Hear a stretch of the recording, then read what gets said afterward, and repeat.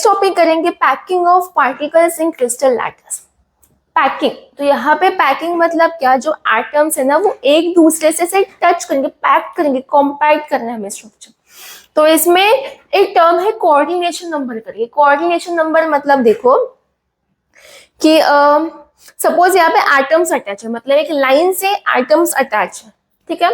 तो यहाँ पे अगर मैंने कोई भी एक स्फीयर लिया, सपोज मैंने ये स्फीयर लिया, ठीक है, तो इसके नेबर में मतलब टचिंग स्फीयर्स कितने रहेंगे, इस एटम को कितने टच कर रहे स्फीयर, तो ये एक 1 और ये 2, तो ये होगा कोऑर्डिनेशन नंबर। तो कोऑर्डिनेशन नंबर को डिफाइन क्या किया है कि number of neighbouring spheres that touch any given sphere is called coordination number. तो अभी यहाँ पे क्लोज पैकिंग में, तो यहाँ पे 3 डायमेंशन दिया है, 1 डायमेंशन, 2 डायमेंशन, 3 डायमेंशन।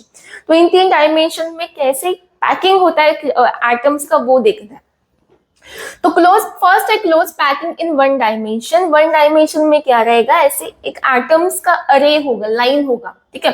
तो यहाँ पे एटम के बाजू में एटम के बाजू में एटम, ये 1 डायमेंशन स्ट्रक्चर यहाँ पे बनाया है, ठीक है। तो अभी इसमें देखना हमें कोऑर्डिनेशन नंबर कितना रहेगा। अगर मैंने इसमें से कोई भी अगर एक स्फीयर लिया तो इसके लिए कोऑर्डिनेशन नंबर कितना हो जाएगा, 1 2। तो 1 डायमेंशन में, 1 डायमेंशन क्लोज पैकिंग में कोऑर्डिनेशन नंबर विल बी 2।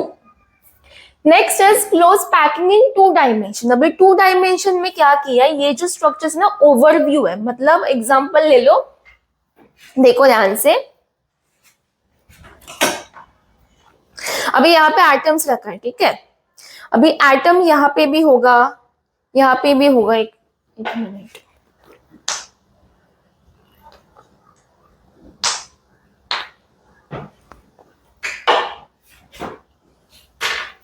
देखो 2 डायमेंशन मुझे करना है। ये एक एटम यहाँ पे रखा, दूसरा एटम यहाँ पे होगा, तीसरा एटम यहाँ पे, 4th atom, 5th atom, 6th atom, 7 atom चालू रहेंगे। फिर इसके बाजू में ये आएगा दूसरा एटम, फिर सेम टू सेम। तो अगर हम लोग ऊपर से देखेंगे ना तो ये ऐसे दिखेगा, ठीक है। तो ये ऊपर वाला ओवरव्यू है, ठीक है। तो अभी देखो यहाँ पे क्या किया है, यहाँ पे ना ये जो 2 अरेंजमेंट किया है, यहाँ पे एक जो अरेंजमेंट है ना उसमें क्या किया है, एक के पीछे एक के पीछे एक के पीछे एक के पीछे एक ऐसे रखा है। देखो यहाँ पे एक एटम, उसके ठीक ऊपर दूसरा, तीसरा, 4th वाला, सेम ऐसे एक लाइन, एक के ऊपर एक के ऊपर एक है। और यहाँ पे जो ना सेम लाइन है, मतलब ये जो अरेंजमेंट है same to same, second line में same to same, third line में same to same, 4th line में है। तो इसलिए यहाँ पे दिया है इस पैकिंग का नाम ए पैकिंग। सपोज ये वाला जो लाइन है वो कैपिटल है, same to same second line भी सेम ही दिख रहा है, तो वो भी रहेगा कैपिटल है, थर्ड भी कैपिटल है, 4th भी कैपिटल है। तो ये वाला जो क्लोज पैकिंग है वो है ए क्लोज पैकिंग, ठीक है। दूसरा यहाँ पे अरेंजमेंट क्या किया है, देखो ये वाला लाइन रखा है, जो दूसरा वाला, दूसरे लाइन में क्या किया है, जो एटम है ना वो यहाँ पे रखा है साइड में, 2 सर्कल के बीच में एक एटम, 2 सर्कल के बीच में एक एटम, 2 सर्कल के बीच में एक एटम, ऊपर से देखो आप। तो यहाँ पे आप ऑब्जर्व करोगे कि फर्स्ट और सेकेंड लाइन दोनों भी अलग अलग है। तो सपोज ये फर्स्ट लाइन ए, तो दूसरी जो अलग दिख रहे हैं वो क्या हो जाएगा, बी। अभी आप ऐसे ऑब्जर्व करो कि ये जो फर्स्ट एंड थर्ड लाइन है वो सेम है, देखो सर्कल के ऊपर ये सर्कल आया, तो अगर ये फर्स्ट लाइन ए है तो थर्ड वाला भी ए रहेगा। Second and 4th line same है, देखो, तो यहाँ पे अगर सेकेंड लाइन बी है तो 4th लाइन बी रहेगा। तो ये पैकिंग होगा ए बी क्लोज पैकिंग। अगर एक के ऊपर एक के ऊपर एक के ऊपर एटम्स अरेंज है तो वो पैकिंग होगा ए पैकिंग। अगर दो एटम्स के बीच में एक एटम रखा तो यहाँ पे अरेंजमेंट अलग हो जाएगा, तो वहां पे होगा ए बी क्लोज पैकिंग, ठीक है। अभी हम देखेंगे कोऑर्डिनेशन नंबर, अभी ऊपर से चालू है देखना है। तो अगर इसमें से कोई भी एक अगर स्फीयर लिया, सपोज मैंने ये स्फीयर लिया, तो अभी इसका मुझे कोऑर्डिनेशन नंबर देखना है, मतलब टचिंग स्फीयर्स, इस स्फीयर को कितने एटम्स टच कर रहे हैं, ये एक है 1 2 3 एंड 4, तो यहाँ पे टोटल 4 एटम्स टच कर रहे हैं, इसलिए कोऑर्डिनेशन नंबर कितना हो जाएगा, 4। दूसरा है वहां पे ए बी क्लोज पैकिंग में अगर कोई भी एक स्फीयर ले लो, अगर मैंने ये वाला स्फीयर लिया तो यहाँ पे टोटल टचिंग एटम्स कितने, ये 1 2 3 4 5 6, तो यहाँ पे टोटल 6 एटम्स टच हो रहे, इसलिए कोऑर्डिनेशन नंबर क्या हो जाएगा 6। 6 एटम्स टच हो रहे तो कोऑर्डिनेशन नंबर कितना हो जाएगा 6। दूसरा, अभी यहाँ पे क्लोज पैकिंग देखेंगे, यहाँ पे टच होने से ना एक स्क्वायर फॉर्म हो रहा है, तो ये हो जाएगा स्क्वायर क्लोज पैकिंग। और यहाँ पे एक हेक्सागोन फॉर्म हो रहा है, तो ये हो जाएगा हेक्सागोनल क्लोज पैकिंग। ठीक है, याद रखो वन डायमेंशन में सिर्फ एक ही लाइन था, तो उसमें coordination number is equal to 2। 2 dimension बोले तो 2 अरेंजमेंट होगा, एक था ए पैकिंग, दूसरा है ए बी क्लोज पैकिंग। इसमें होता है कोऑर्डिनेशन नंबर कितना 4, और इसमें रहेगा कोऑर्डिनेशन नंबर 6। यहाँ पे ज्वाइन करने से स्क्वायर फॉर्म होता है, सो स्क्वायर क्लोज पैकिंग, और यहाँ पे हेक्सागोन फॉर्म होता है, तो हेक्सागोनल क्लोज पैकिंग। ठीक है, क्लियर हुआ ये। नेक्स्ट है 3 डायमेंशन वाला, सेम ऐसे ही रहेगा। यहाँ पे कैसे एक प्लेन लाइन था ना एटम्स का, अभी 3 डायमेंशन में क्या होगा, उसके ऊपर एक लाइन होगा, तीसरा लाइन होगा, फोर्थ लाइन, फिफ्थ लाइन, ऐसे एक के ऊपर एक के ऊपर एक के ऊपर एक लेयर फॉर्म होगा, और एक 3 डायमेंशनल स्ट्रक्चर हमें मिलेगा। सेम इसी का ही 3 डायमेंशन। तो देखो यहाँ पे stacking of square close packed layer, मतलब ये जो है ना इसके ऊपर रखा है, ठीक है। और सेकेंड है stacking of 2 hexagonal packed layers, मतलब इनके ऊपर रखा है, ये 2 हेक्सागोनल लेयर्स इनके ऊपर रखा है, मतलब स्ट्रक्चर्स ऐसे दिखेंगे। देखो हम लोग का ये ए क्लोज पैकिंग है, ये ए, इसके ऊपर और एक ए रखा, इसके ऊपर और एक ए और एक ए, तो ये 3 डायमेंशन में ऐसे दिखेगा। अगर उसको साइड से देखोगे ना तो ये साइड वाला स्ट्रक्चर ये रहेगा। ठीक है, अभी इसमें देखना है हमें, देखो यहाँ पे अगर ज्वाइन करोगे ना तो एक क्यूब टाइप बन रहा है स्ट्रक्चर। ठीक है, देखो अभी इसमें ना हमें सिर्फ पैकिंग देखना है, ये कौन सा पैकिंग हो रहा है। यहाँ पे कैसे ये जो लेयर है एक के ऊपर एक के ऊपर एक के ऊपर एक लेयर है, तो ये हो जाएगा ए क्लोज पैकिंग। यहाँ पे भी एक स्क्वायर ही बन रहा है, ये एक स्क्वायर ही बन रहा है। अगर टचिंग स्क्वायर देखोगे तो यहाँ पे एक स्क्वायर ही बन रहा है, तो ये हो जाएगा square close packing in 3 dimension. तो 3 डायमेंशन में कोऑर्डिनेशन नंबर, अपना कोऑर्डिनेशन नंबर कितना हो जाएगा 6। कोऑर्डिनेशन नंबर 6 देखो कैसे, अगर ऊपर से देखोगे तो ये वाला स्फीयर अगर मैंने लिया ये वाला, तो इसको टचिंग स्फीयर कितना है 1 2 3 4 5 6, तो coordination number will be 6। A B देखो यहाँ पे एक लेयर था ए, ये दूसरा लेयर है बी, फिर ए बी, यहाँ पे प्रॉपर बताइए। अब ब्लू जो है वो ए, दूसरा लेयर अलग दिख रहा था वो है बी, फिर ब्लू रेड चालू रहेगा, तो यहाँ पे ये क्लोज पैकिंग है ए बी क्लोज पैकिंग। अभी इसमें ना वॉइड्स फॉर्म हो रहा है, वो हमें देखना है। अभी ये जो है ना क्लोज पैकिंग ए बी वाला, इसमें वॉइड्स क्रिएट हो रहा है, अभी वो ध्यान से देखो। यहाँ पे 2 वॉइड्स फॉर्म हो रहे हैं, एक हो रहा है टेट्रागोनल और दूसरा हो रहा है ये वाला ऑक्टाहेड्रल। 2 वॉइड्स है, तो ध्यान से देखो। अभी पहले हम लोग टेट्रा वाला देखते हैं। देखो यहाँ पे एक स्फीयर है, एक यहाँ पे एक स्फीयर है 2, यहाँ पे ये स्फीयर है 3, तो 3 ब्लू स्फीयर्स है। 3 ब्लू स्फीयर्स के ऊपर एक रेड कलर का स्फीयर है। 3 ब्लू स्फीयर के ऊपर एक रेड कलर का स्फीयर है। ध्यान से देखो, मैं ये इरेज कर रही हूं, ध्यान से देखो। ये देखो यहाँ पे ये 3 ब्लू स्फीयर, इसके ऊपर एक रेड स्फीयर है, और यहाँ पे नीचे एक होल दिखेगा, वॉइड बोलते हैं उसको, वॉइड। तो यहाँ पे ये 4 स्फीयर से एक वॉइड बन रहा है, इसलिए ये होगा टेट्राहेड्रल वॉइड। देखो ये वाला ऐसे 3 ब्लू स्फीयर था, उसके ऊपर एक रेड स्फीयर, तो यहाँ पे एक वॉइड क्रिएट होगा, एक होल क्रिएट होगा, और 4 स्फीयर से वो क्रिएट होगा, इसलिए टेट्राहेड्रल वॉइड।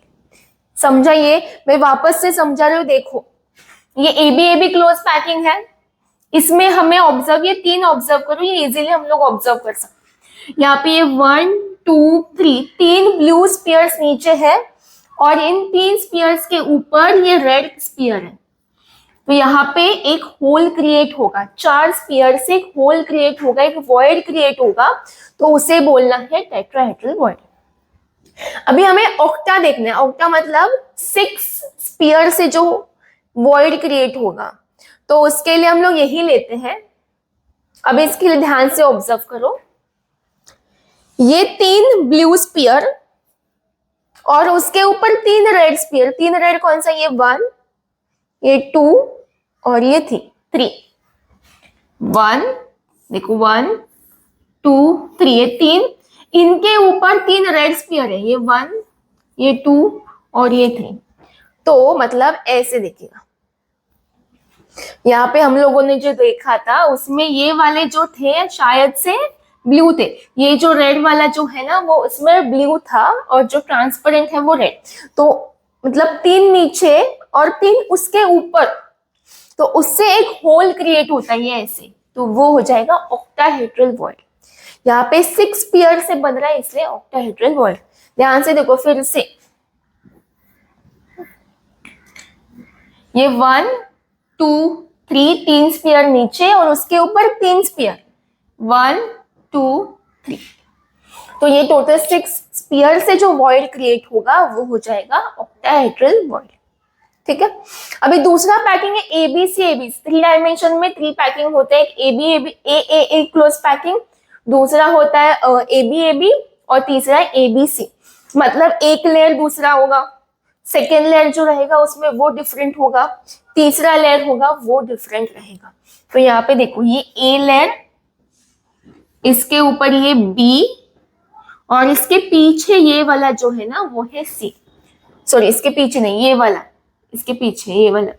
तो यहाँ पे 3 लेयर्स अलग अलग फॉर्म हो रहे हैं, इसलिए ये वाला पैकिंग हो जाएगा एबीसी एबीसी पैकिंग। आप देख सकते हो ये वाला, ये जो पिंक वाला है वो एक पूरा लेयर है, कंप्लीट एक लेयर, मतलब ए सपोज, उसके ऊपर ये येलो कलर का एक अलग से लेयर है, वो बिल्कुल अलग दिख रहा है ए से, तो वो हो जाएगा बी। तीसरा वाला लेयर है ये पर्पल वाला या ब्लू कलर का बोलो, तो उसके ऊपर एक तीसरा लेयर है, वो दोनों से भी अलग दिख रहा है, मतलब हो जाएगा सी। तो यहाँ पे 3 लेयर फॉर्म हो रहे हैं अलग अलग, ए बी सी। वापस से सेम होगा, blue yellow purple, blue yellow purple. तो यहाँ पे पैकिंग है एबीसी क्लोज पैकिंग। और अगर इनको ज्वाइन किया ना तो एक क्यूब फॉर्म होगा, तो ये हो जाएगा cubic close packing, that is ABC ABC close packing. ठीक है। देखो अब ये वाला AB hexagonal close packing, AB AB वाला A violet green, violet green मतलब एबी एबी क्लोज पैकिंग। इसमें क्या क्या हो रहा है, ब्लू वॉयलेट ग्रीन मतलब ABC ABC close packing, cubic close packing. ठीक है। अभी नंबर ऑफ वॉइड्स देखेंगे, ये जो है ना वो सम्स के लिए हम लोग यूज करेंगे। यहाँ पे क्या बोला है कि नंबर ऑफ वर्ड्स पर atom in HCP and CCP. HCP होता है hexagonal close packing and CCP is cubic close packing. तो यहाँ पे याद रखो, जितने नंबर ऑफ स्फीयर्स रहेंगे उतने ही ऑक्टाहेड्रल वॉइड्स रहेंगे। अगर नंबर ऑफ स्फीयर्स n है तो नंबर ऑफ ऑक्टाहेड्रल वॉइड्स कितने रहेंगे, n। और जो टेट्राहेड्रल वॉइड्स होते हैं ना वो उससे डबल होते हैं। डबल मतलब हम लोग क्या करेंगे, मल्टीप्लाई बाय 2। तो नंबर ऑफ स्फीयर्स n है तो ऑक्टाहेड्रल वॉइड्स कितने रहेंगे, n। और जो नंबर ऑफ टेट्रावॉइड्स होते हैं वो डबल होते हैं उससे, तो करेंगे 2 मल्टीप्लाई बाय n। ये वाला याद रखो सम्स के लिए। दूसरा है नंबर ऑफ वॉइड स्फीयर। अभी जो होल हम लोगों ने देखा ना, 3 स्फीयर्स के ऊपर 3 स्फीयर्स या फिर 3 स्फीयर के ऊपर एक स्फीयर, जो होल क्रिएट हो रहा था, 2 होल अपना वॉइड्स था, एक ऑक्टा और दूसरा टेट्रा। तो उसको फिल कैसे हम लोग करेंगे, तो फिल करने के लिए हम लोग क्या लगाएंगे वहां पे, अनायंस एंड कटायंस। जो अनायन होता है वो लार्ज साइज का होता है, जो कटायन होता है वो स्मॉल साइज का होता है। अनायन वाला कहाँ पे यूज करेंगे, क्लोज पैक्ड स्ट्रक्चर में, और वॉइड फिल करने के लिए हम लोग यूज करेंगे कटायन। अभी वॉइड हमें पता है कि 2 टाइप का होता है, टेट्रा और ऑक्टा। अगर कटायन का साइज बहुत ही स्मॉल है तो वो कहाँ पे फिट हो जाएगा, टेट्राहेड्रल वॉइड में। अगर कटायन का साइज थोड़ा अगर लार्ज है तो वो कहाँ पे फिट हो जाएगा, ऑक्टाहेड्रल वॉइड। ठीक है, समझाइए। देखो यहाँ पे जो वॉइड्स क्रिएट होता है वो किससे हम लोग फिल करेंगे, कटायंस और अनायंस। कटायन अनायन वाला जो पार्ट है वो क्लोज पैक में लगेगा, बट जो कटायन वाला है वो टेट्रा या फिर ऑक्टा में लगेगा। अगर कटायन का साइज बहुत ही स्मॉल हुआ तो वो टेट्रा में जाएगा, अगर थोड़ा लार्ज है तो ऑक्टा। चलो स्टूडेंट्स क्वेश्चन करते हैं हम लोग। इसमें बोला है कि in an ionic crystalline solid atoms of element Y form HCP lattice, the atoms of element X occupy 1/3 of tetrahedral voids, what is the formula of the compound. अभी यहाँ पे फॉर्मूला पूछा है कंपाउंड का, तो हम लोग पहले स्टेटमेंट लिखेंगे। फर्स्ट स्टेटमेंट क्या बोला है कि जो Y है एलिमेंट वो फॉर्म क्या कर रहा है, HCP लैटिस। तो यहाँ पे स्टेटमेंट लिखना है कि element Y forms HCP lattice. ठीक है, अगर ये HCP लैटिस फॉर्म कर रहा है दैट मीन्स Y क्या रहेगा, कैपिटल N, ये याद रखो।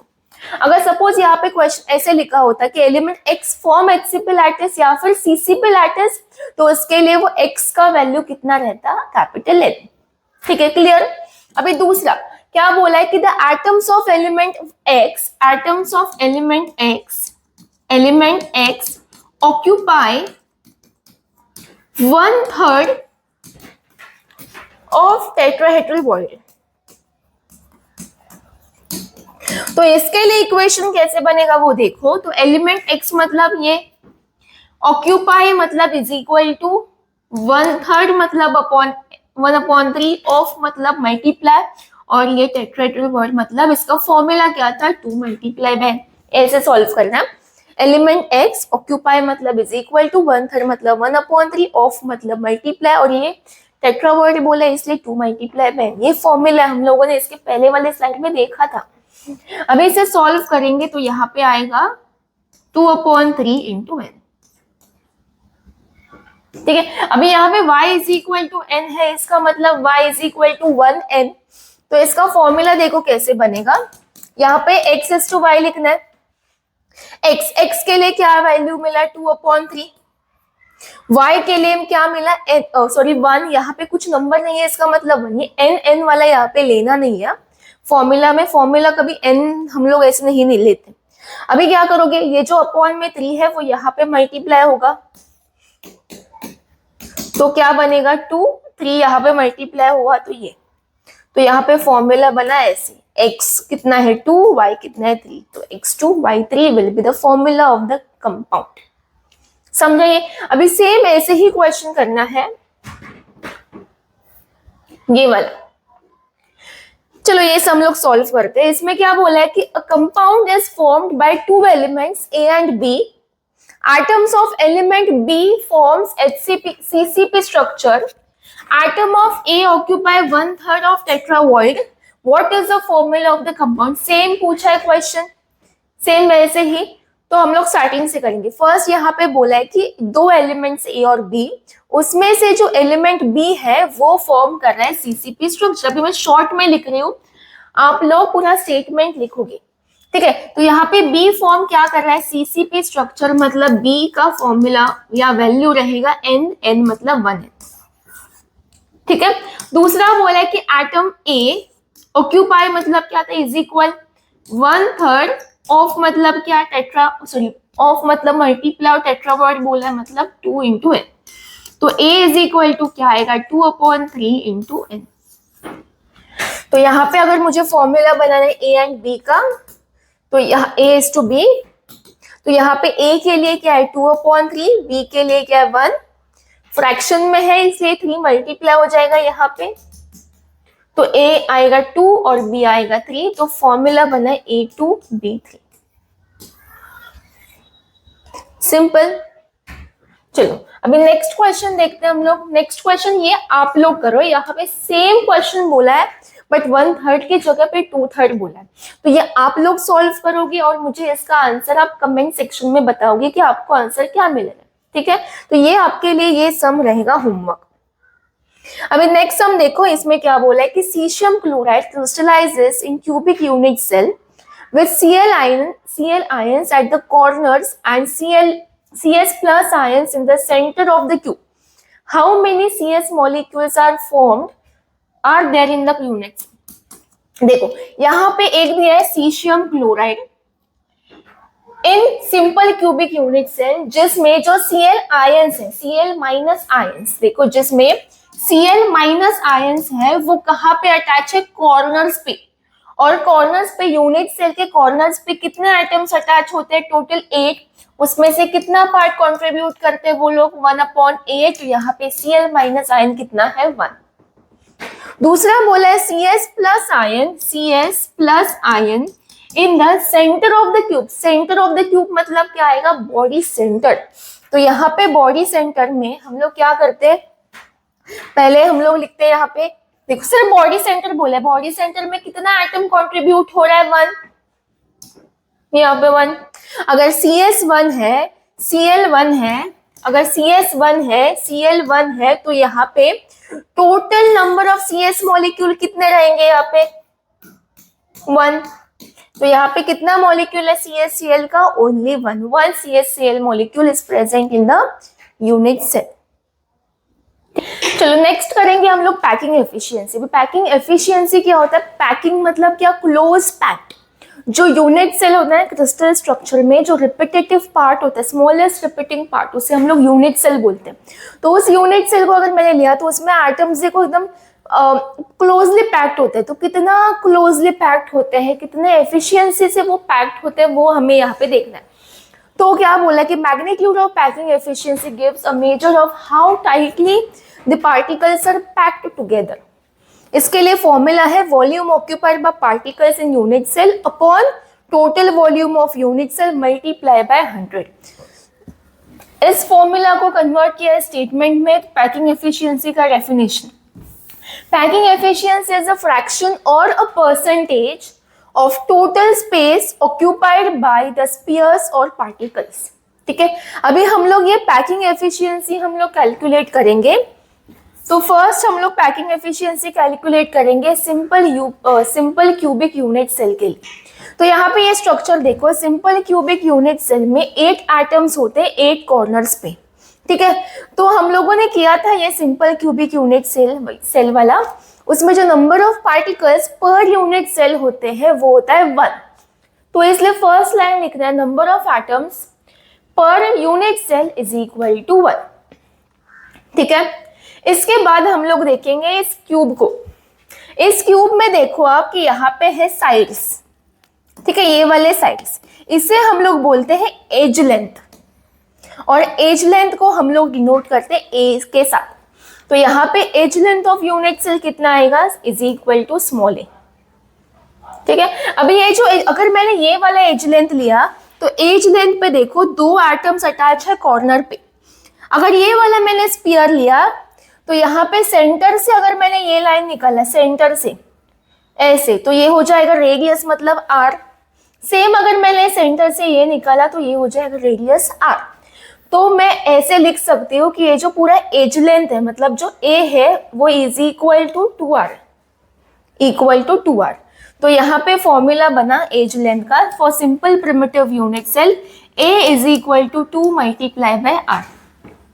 अगर मुझे r फाइंड करना है तो ये हो जाएगा a/2। तो ये बना सिंपल प्रिमिटिव यूनिट सेल के लिए रेडियस का formula which is a/2, that is edge length upon 2। अभी नेक्स्ट हम लोग निकालेंगे volume of sphere. Volume of sphere मतलब वॉल्यूम ऑफ पार्टिकल्स। ठीक है, तो वॉल्यूम ऑफ स्फीयर का जो फॉर्मूला होता है वो होता है 4/3 पाई आर क्यूब।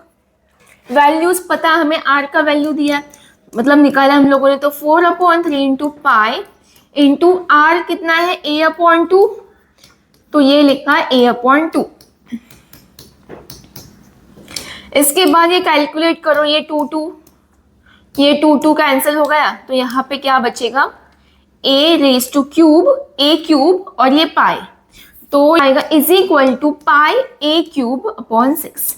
ये निकाला है वॉल्यूम ऑफ स्फीयर। हमें पैकिंग एफिशिएंसी के लिए चाहिए volume of particles per unit cell और upon total volume occupied by unit cell, total volume of unit cell. तो देखो इसके बाद हम लोग निकालेंगे volume occupied by particles as it contain 1 particle. Starting में लिखा था ना 1 पार्टिकल वाला, वही यहाँ पे 1 लिखा। अभी इसमें क्या आएगा, जो हम लोगों ने लास्ट निकाला अभी निकाला पाई a³ अपॉन 6 मल्टीप्लाई बाय कितना पार्टिकल, इसमें 1, तो पाई ए क्यूब अपॉन सी 6 है। ठीक है, नेक्स्ट हम लोग निकालेंगे पैकिंग एफिशिएंसी, उसका फॉर्मूला लिखना है, फिर वैल्यूज पुट करो। वॉल्यूम ऑक्यूपाइड बाय पार्टिकल कितना है, pi A cube upon 6 multiply by total volume of unit cell, पूरे यूनिट सेल का वॉल्यूम, पूरे क्यूब का वॉल्यूम कितना होता है, ए क्यूब, मल्टीप्लाई बाय 100। तो यहाँ पे ए क्यूब कैंसिल हो जाएगा, तो क्या आएगा, पाई अपॉन 6 मल्टीप्लाई बाय 100। पाई का वैल्यू कितना, 3.142 अपॉन 6 मल्टीप्लाई बाय 100। तो यहाँ पे अगर इसको कैलकुलेट करोगे, यहाँ पे आंसर आएगा 52.36%। तो ये जो हम लोगों ने परसेंटेज निकाला है वो है कि ये जो पार्टिकल्स है ना, उन्होंने कितना स्पेस ऑक्यूपाई किया है, कितना परसेंटेज ऑफ स्पेस ऑक्यूपाई किया है, तो वो है 52.36%। तो जो स्पेस ऑक्यूपाई नहीं किया है पार्टिकल्स ने, उसे निकालना है, तो उसे हम लोग वॉइड वॉल्यूम बोलते हैं, वॉइड वॉल्यूम। तो वो हम लोग कैसे निकालेंगे, 100 माइनस 52.36, तो यहाँ पे आंसर आ जाएगा 47.64%। ठीक है, तो ये हम लोगों ने कैलकुलेशन किया for simple primitive cubic unit cell. अभी इसके बाद हम लोग करेंगे next packing efficiency for BCC structure, that is body centred cubic unit cell. अभी इसमें क्या होता है, ये जो यूनिट सेल है ना, इसमें एक एटम सेंटर में प्रेजेंट होता है और साथ में एक एटम्स कॉर्नर पे अटैच होते हैं। ठीक है, अभी इसमें भी सेम यहाँ पे आएगा, ये जो है ना साइड, ये होता है एज लेंथ, और एज लेंथ को हम लोग किससे डिनोट करते हैं, स्मॉल ए से। अभी यहाँ पे हम लोग स्टेटमेंट लिखेंगे, first number of atoms per unit cell BCC के लिए होता है 2, दूसरा एज लेंथ फाइंड करेंगे और फिर हम लोग उसका रेडियस फाइंड करेंगे। तो एज लेंथ और रेडियस के लिए यहाँ पे ट्राइंगल देखना, थोड़ा मैथमेटिकल वाला ये है, बीसीसी वाला है। ठीक है, तो यहाँ पे दो ट्राइंगल दिखेंगे, एक ट्राइंगल है ये छोटा वाला बेस में FED वाला, और दूसरा ट्राइंगल दिखेगा ये FAD। दिखे दो ट्राइंगल, ये नीचे वाला एक और ये ऊपर वाला, ये बीच वाला दो। तो फर्स्ट हम लोग इसके साथ करेंगे बेस वाले ट्राइंगल के साथ कैलकुलेशन। तो ये वाला लेना है FED, तो यहाँ पे लिखना है इन ट्राइंगल FED अभी इसमें कौन सा एंगल रहेगा, 90 डिग्री पे। अगर आप अच्छे से ऑब्जर्व करोगे कि ये जो बेस वाला वो ऐसे आएगा, ये जो बेस है ना अभी क्रॉस में दिख रहा है हमें, पर एक्चुअल में ये बेस ऐसे होता है। तो ये वाला जो साइड है ना, ये वाला जो साइड ऐसे आएगा, ऐसे यहाँ पे, तो ऐसे 90 डिग्री एंगल यहाँ पे फॉर्म होगा। तो एंगल FED ये क्या है, 90 डिग्री। ठीक है, अभी इसके बाद अगर ये ट्राइंगल 90 डिग्री है, राइट एंगल ट्राइंगल यहाँ पे फॉर्म हो रहा है, तो यहाँ पे कौन सा फॉर्मूला, कौन सा थ्योरम यूज होगा, हाइपोटेन्यूस। तो हाइपोटेन्यूस थ्योरम क्या था, हाइपो स्क्वायर हाइपो। अभी यहाँ पे ये राइट एंगल ट्राइंगल है, तो इसका हाइपो कौन रहेगा, ये FD। तो यहाँ पे क्या आएगा, FD square is equal to one side plus other side, तो यहाँ पे मैं लूंगी FE का स्क्वायर और दूसरा रहेगा ED का स्क्वायर। ठीक है, अभी हम लोग फाइंड करेंगे ये FD, ये जो FD है ना बीच वाला जो है ना, वो हम लोग फाइंड करेंगे। तो यहाँ पे ये एज लेंथ है A, edge length A, edge length A, edge length A। तो यहाँ पे FE बोला है, FE मतलब कौन, इरेज कर दो, ये जो FE है ना वो है एज लेंथ, मतलब हम लोग इसे क्या लेंगे A। ये जो ED है वो भी एज लेंथ है, तो उसे हम लोग क्या लेंगे A। तो यहाँ पे क्या आएगा, अगर वैल्यू पुट किया A का स्क्वायर और यहाँ पे आएगा E का स्क्वायर।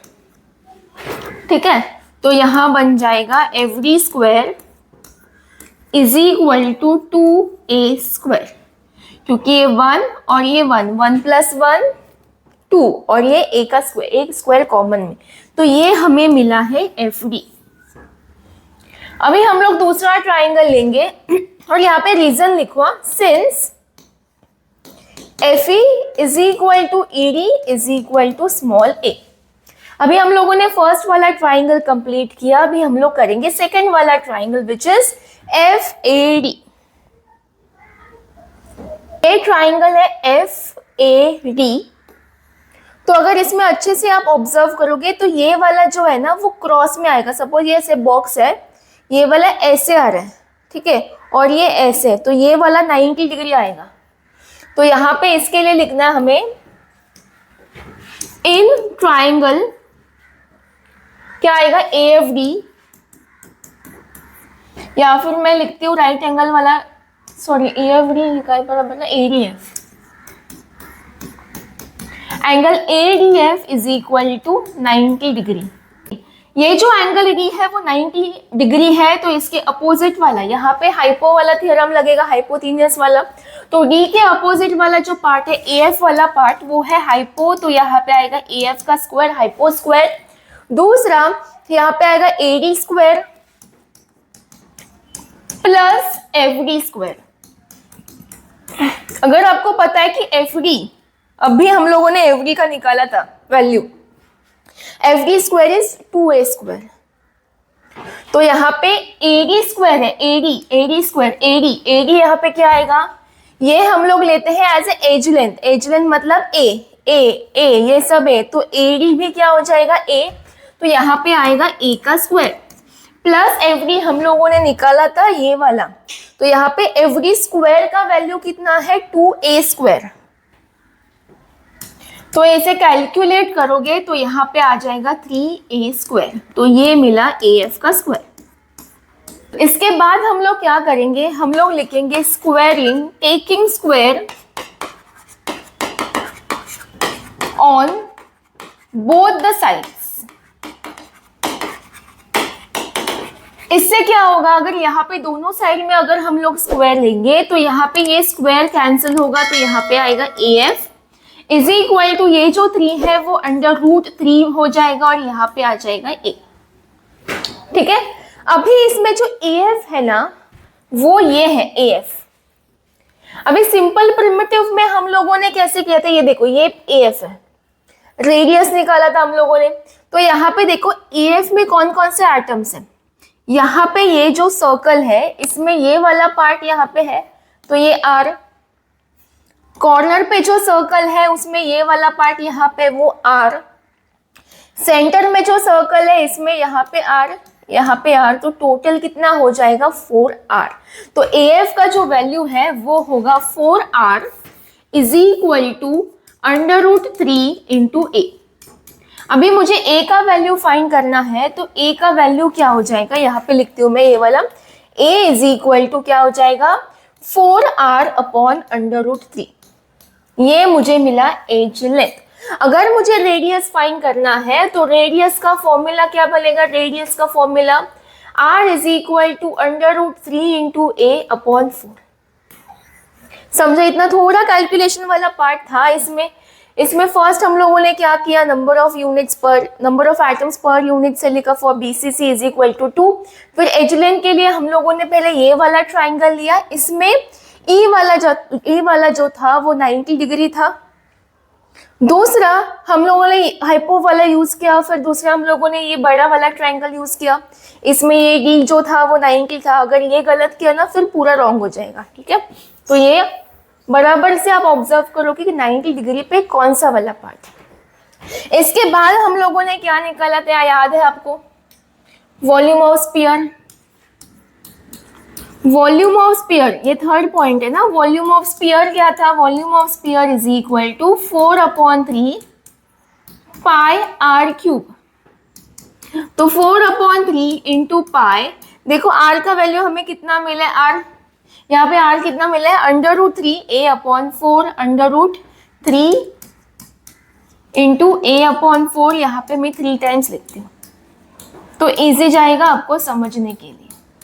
अगर आपको डायरेक्ट करना है तो direct √3 A/4 whole raise to cube भी लिख सकते हो, ठीक है। अभी यहाँ पे देखो कैंसिलेशन वाला पार्ट, ये 4 हो जाएगा कैंसिल। दूसरा √3 इंटू √3, हमें पता है ये basic maths, √3 multiply by √3 is equal to क्या होता है 3।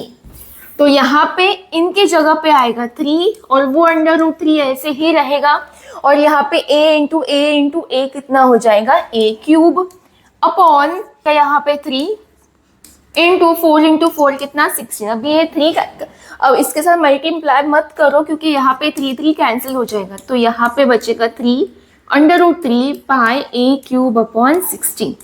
तो ये मिला वॉल्यूम ऑफ स्फीयर। अभी हमने इसके बाद क्या ढूंढा था, volume occupied by particles, volume occupied by particles as it contains कितना particles, as it contains 2 particles per unit cell। ठीक है, तो यहाँ पे क्या आएगा 2 मल्टीप्लाई होगा इससे, यहाँ पे जो वॉल्यूम हम लोगों ने निकाला है √3 पाई a³ अपॉन 16 वो यहाँ पे मल्टीप्लाई होगा, फिर ये 2 1 जा 2 8 जा, तो यहाँ पे आएगा √3 पाई a³ अपॉन 8। तो ये हुआ वॉल्यूम ऑक्यूपाइड बाय पार्टिकल्स वाला। अभी इसके बाद में हम लोग निकालेंगे पैकिंग एफिशिएंसी। पैकिंग एफिशिएंसी का फॉर्मूला ये, अभी वैल्यूज पुट करो। वॉल्यूम ऑक्यूपाइड बाय पार्टिकल्स अभी हुआ, यहाँ पे कितना आएगा √3 pi a³ upon 8, √3 pi a³ upon 8 upon में आएगा total volume of unit cell, ये सेम रहेगा, यूनिट सेल एक क्यूब है तो उसका रहेगा वॉल्यूम a³ और मल्टीप्लाई बाय आएगा 100। ठीक है, तो यहाँ पे a³ हो जाएगा कैंसिल, तो बचेगा क्या √3 पाई अपॉन 8 मल्टीप्लाई बाय 100। अगर यहाँ पे वैल्यूज पुट करोगे √3 × 1 3.14 × 100 अपॉन 8, तो यहाँ पे कैलकुलेट करने के बाद मिलेगा 68%। तो ये पैकिंग एफिशिएंसी हमें मिला for BCC is equal to 68%। मतलब total space occupied by particles, total space occupied कितना percentage of space occupied by atoms और पार्टिकल्स कितना है 68%। और जो स्पेस ऑक्यूपाई नहीं हुआ है इसे क्या बोलते हैं हम लोग, वॉइड वॉल्यूम। तो यहाँ पे 100 माइनस करना है 68%, तो यहाँ पे कितना मिलेगा 32% वॉइड वॉल्यूम फॉर BCC। ठीक है, इसमें थोड़ा था मैथमेटिकल वाला पोर्शन, बट अगर आप प्रैक्टिस करोगे तो ये अच्छे से आएगा। करेंगे सेम कैलकुलेट पैकिंग एफिशिएंसी वाला, but for FCC structure that is face centred. अभी इसके लिए फेस सेंटर के लिए जो number of atoms per unit cell होते हैं वो होते हैं 4 एटम्स रहेंगे अपने कॉर्नर, 8 एटम्स कॉर्नर्स पे रहेंगे, 6 एटम फेसेस पे रहेंगे, तो total number of atoms per unit cell कितना आएगा 4। नेक्स्ट है अपना एज लेंथ एंड रेडियस हमें फाइंड करना है। तो एज लेंथ और रेडियस के लिए इसमें भी सेम ट्राइंगल लेना है, बट एक ही ट्राइंगल है। ये देखो स्ट्रक्चर अब, तो इस वाले स्ट्रक्चर में हमें ये वाला एक ट्राइंगल दिख रहा है, राइट एंगल ट्राइंगल। इसमें ये सामने वाला ही पोर्शन है, सामने वाला ऐसे पोर्शन दिए, ऐसे वाला। तो इसमें ये वाला जो पोर्शन रहेगा वो रहेगा 90 डिग्री, मतलब कि ये इजी है ये वाला। तो अभी इसमें क्या करेंगे हम लोग, in triangle ADC, angle ADC is equal to क्या है 90 डिग्री। ठीक है, अगर राइट एंगल ट्राइंगल है तो उसके लिए हाइपोटेन्यूस वाला फॉर्मूला, तो क्या आएगा AC² is equal to AD² plus DC² या फिर CD²। AD मतलब ये एज लेंथ है, मतलब क्या आएगा A का स्क्वायर, प्लस DC मतलब ये एज लेंथ है, तो क्या आएगा A का स्क्वायर। तो AC का square AC² is equal to 2A²। अगर मुझे यहाँ पे ये स्क्वायर निकालना है तो मैं क्या करूंगी, taking square root on both the sides. मैं इसके नेक्स्ट पेज पे लिखती हूँ, taking square root on both the sides. ठीक है, अगर ऐसे हुआ तो यहाँ पे क्या बनेगा, AC² का ये स्क्वायर हट जाएगा, तो यहाँ पे आएगा AC इज इक्वल टू, यहाँ पे देखो 2 है वो √2 में आएगा और A का स्क्वायर जो है वो निकल जाएगा, तो ये बनेगा √2 इंटू AC का वैल्यू, याद रखो। इसके बाद हम लोग यहाँ पे निकालेंगे AC देखो ये वाला पार्ट है AC, इसमें भी सेम यहाँ पे एटम सारे बीच में।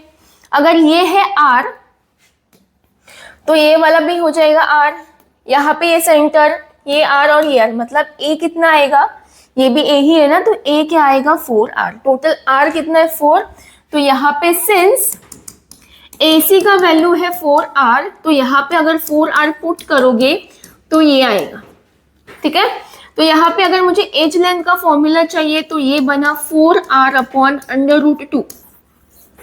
अगर मुझे रेडियस का फॉर्मूला चाहिए तो रेडियस का फॉर्मूला क्या बनेगा, √2 इंटू a अपॉन 4, ठीक है। सिंपलर कैलकुलेशन के लिए आप ऐसे कर सकते हो, 4 को r इज इक्वल टू, ये ऊपर लिखती हूँ थोड़ा, r is equal to √2 into a upon 4। हाँ, अभी इजी कैलकुलेशन के लिए देखो मैं क्या करती हूँ, 2√2 ना, √2 कैंसिल होने के लिए, तो यहाँ पे मैं क्या लिखूंगी, √2 इंटू a, ये एज इट इज। देखो 4 को मैं ऐसे लिख सकती हूँ 2√2 मल्टीप्लाई बाई 2। अभी ऐसे लिखा क्यों वो देखो, ये कैसे लिखा, √2 मल्टीप्लाई बाय √2 होता है 2, √2 कितना होता है 2, अगर ये 2 है तो ये 2 जा कितना हो जाएगा 4। इससे क्या होगा, ये √2 और ये √2 कैंसिल होगा, √2 कैंसिल, तो यहाँ पे बनेगा a अपॉन 2 √2। ये नीचे आया है √2, इजी है फर्दर कैलकुलेशन के लिए, इसलिए ये किया। याद रखो यहाँ पे 4 जो है ना, इसे हम लोग लिखेंगे 2√2 मल्टीप्लाई बाय √2। इसका मतलब √2 होता है 2 और ये 2 जा कितना हो जाएगा 4। ये हम लोगों ने एज लेंथ रेडियस निकाला। अभी इसके बाद हम लोग क्या लिखते हैं, volume, volume of sphere. Volume of sphere कितना है, 4/3 पाई आर क्यूब, 4/3 पाई आर। यहाँ पे आर हमें कितना मिला देखो, a upon 2√2, a upon 2√2, a upon 2√2। इसके बाद हम लोग क्या करेंगे, कैंसलेशन। कैंसलेशन क्या बचा आएगा, पाई a क्यूब अपॉन, अभी ये वाला देखो क्या बचा है 3, √2 और ये 2√2। अब ये कैलकुलेशन कैसे करोगे, देखो ये जो √2 होता है वो होता है 2, ठीक है, ये 2 एज इट इज और ये वाला √2, तो कितना हो जाएगा, पाई a क्यूब अपॉन 3 2 जा 6, 6 इंटू 2 12, तो 12 √2। तो ये है वॉल्यूम ऑफ स्फीयर। अभी नेक्स्ट हम लोग निकालेंगे volume occupied by particles as it contains 4 electrons. अगर इसके पास 4 इलेक्ट्रॉन्स है तो वो वॉल्यूम ऑफ स्फीयर मल्टीप्लाई होगा 4 से। तो यहाँ पे वॉल्यूम ऑफ स्फीयर क्या बोला है, वॉल्यूम ऑफ स्फीयर हम लोगों ने निकाला कितना, पाई a क्यूब अपॉन 12 √2। अभी इसके बाद क्या, 4 1 जा 4 3 जा, तो यहाँ पे क्या बचेगा, पाई a क्यूब अपॉन 3 √2। तो ये है वॉल्यूम ऑक्यूपाइड बाय पार्टिकल्स। इसके बाद हम लोग निकालेंगे पैकिंग एफिशिएंसी। तो यहाँ पे वैल्यू सिर्फ पुट करना है, पाई a क्यूब अपॉन में क्या था, अपॉन में 3 √2 upon total volume a cube, ये a क्यूब हो जाएगा कैंसिल, तो यहाँ पे बचेगा pi upon 3 √2 into 100, which means 3.14 upon 3 √2 into 100। तो यहाँ पे इसे लॉग कैलकुलेशन से करोगे तो यहाँ पे आंसर आएगा 74%। कितना ऑक्यूपाई किया है, वॉइड वॉल्यूम निकालना है तो 100 माइनस 74 करोगे तो 26% मिलेगा वॉइड वॉल्यूम। तो ये हम लोगों ने कैलकुलेट पैकिंग एफिशिएंसी वाले क्वेश्चंस हम लोगों ने कंप्लीट किए। अभी इसके बाद ये वाला टेबल इंपॉर्टेंट है जो हम लोगों ने अभी कैलकुलेट किया, उसी का यहाँ पे फॉर्मूला दिया है। तो यहाँ पे A एंड R का रिलेशन देखो, मतलब एज लेंथ एंड रेडियस का। यहाँ पे वॉल्यूम ऑफ वन पार्टिकल और यहाँ पे वॉल्यूम ऑक्यूपाइड बाय पार्टिकल्स। जो हम लोगों ने एक्सप्रेशन किए वही यहाँ पे शॉर्ट में दिए हैं। देखो ये वाला जो टेबल है सम्स के लिए इंपॉर्टेंट है, MCQs के लिए इंपॉर्टेंट है। तो ये टेबल में जो फॉर्मूलाज दिए, जो नंबर्स दिए वो याद रखो, बहुत ही यूजफुल है ये। ठीक है। इसके आगे भी ये टेबल दिया है, कोऑर्डिनेशन नंबर, पैकिंग एफिशिएंसी का परसेंटेज, तो ये वाला टेबल भी बहुत इंपॉर्टेंट है। चलो अभी हम लोग सम्स करेंगे। अभी सम्स के लिए ना ये 3 फॉर्मूलाज याद रखो। फर्स्ट है number of particles in x gram of metal. अगर कोई मास दिया है सपोज 5 ग्राम या फिर 6 ग्राम, उसमें पूछा है कि नंबर ऑफ पार्टिकल्स या फिर नंबर ऑफ एटम्स कितने हैं, तो उसके लिए हम लोग फॉर्मूला यूज करेंगे x into N upon rho into ए क्यूब। अभी इसमें x क्या होता है, वो मास है पार्टिकल का, ये जो रहेगा वो रहेगा यहाँ पे। n क्या होगा, n मतलब number of atoms per unit cell, rho density और a मतलब एज लेंथ। अगर क्वेश्चन में पूछा है कि find number of unit cell in x gram of metal, तो ये फॉर्मूला यूज करना है x अपॉन रो इंटू ए क्यूब। अगर पूछा number of unit cell in volume of metal, volume बोला है यहाँ पे x ग्राम बोला है, वॉल्यूम का पूछा तो अपॉन यहाँ पे आएगा v अपॉन ए क्यूब। चलो अभी क्वेश्चन सॉल्व करते हैं। इसमें ना ज्यादातर डेंसिटी वाला क्वेश्चन पूछेंगे या फिर ये वाले क्वेश्चन, डेंसिटी का ज्यादा क्वेश्चन आता है। तो इसमें क्या बोला है कि नियोबियम फॉर्म्स बीसीसी स्ट्रक्चर। अभी इसमें फर्स्ट में बोला है जो नियोबियम है वो बीसीसी स्ट्रक्चर फॉर्म करता है, तो बीसीसी के लिए n का वैल्यू कितना होता है 2। क्लियर, इतना समझा। अभी नेक्स्ट क्या बोला है, the density of niobium, density मतलब क्या, रो कितना बोले 8.55 ग्राम पर सीएम क्यूब। इसके बाद बोला है length of unit cell edge, मतलब एज लेंथ बोला है। एज लेंथ क्या होता है, ए कितना बोला है 330.6 पिकोमीटर। अभी ये जो पिकोमीटर है ना उसे सेंटीमीटर में कन्वर्ट करना होता है, तो यहाँ पे पिको होता है 10⁻⁻12, तो कितना आएगा 330.6 इंटू 10⁻⁻12 मीटर। सेंटीमीटर में कन्वर्ट करना है तो ये हो जाएगा 10⁻² से मल्टीप्लाई, तो यहाँ पे हो जाएगा 10⁻⁻10 मीटर, 30.6 सेंटीमीटर, सॉरी। यहाँ पे मैंने मीटर को सेंटीमीटर में कन्वर्ट करने के लिए 10⁻² से मल्टीप्लाई किया। अभी यहाँ पे जो डेसिमल है ना मुझे यहाँ पे लाना है सिंगल डिजिट के बाद में, तो यहाँ पे आएगा 3.306 इंटू 10⁻⁻8 सेंटीमीटर। ठीक है। और क्या बोला है कि हाउ मेनी एटम्स, मतलब फाइंड में बोला है how many atoms and unit cell are present in 0.5 gram of niobium. तो नंबर ऑफ एटम्स लिखा है, दूसरा लिखा है unit cell in 0.5 gram of niobium. अभी यहाँ पे एटम्स फाइंड करने के लिए बोला है, यूनिट सेल फाइंड करने के लिए बोला है, तो फॉर्मूला क्या यूज करना है, ये वाला। ये दो नियोबियम यहाँ पे मेटल के लिए बोला है, यहाँ पे भी तीनों भी मेटल के लिए। यहाँ पे x ग्राम, ये x ग्राम और ये वॉल्यूम बोला है, हमें 0.5 ग्राम दिया है, तो यहाँ पे ये दो यूज करना है, नंबर ऑफ एटम्स के लिए और ये नंबर ऑफ यूनिट सेल के लिए। तो यहाँ पे मैंने फॉर्मूला लिखा है नंबर ऑफ एटम्स के लिए और यूनिट सेल के लिए, तो वैल्यूज पुट करना है। अभी x कितना बोला है, यहाँ पे लिखते हो 0.5 ग्राम। ठीक है, तो यहाँ पे क्या आएगा 0.5 मल्टीप्लाई बाय n। n कितना बोला है यहाँ पे, n इज इक्वल टू कितना बोला है 2 अपॉन में यहाँ पे रो कितना बोला है 8.55 और a क्यूब कितना दिया है 3.306 into 10⁻⁻8 whole raise to cube. आपको लॉग कैलकुलेशन करना पड़ेगा, लॉग कैलकुलेशन करके आपको यहाँ पे आंसर आएगा 3.25 इंटू 10⁻21 एटम्स। ठीक है। नेक्स्ट हम लोग सॉल्व करेंगे नंबर ऑफ यूनिट सेल बोला है, तो x कितना है 0.5 अपॉन रो कितना बोला है, डेंसिटी बोला है 8.55 इंटू a का जो भी रहेगा वैल्यू यहाँ पे पुट करना है, मतलब 3.306 इंटू 10⁻⁻8 का क्यूब।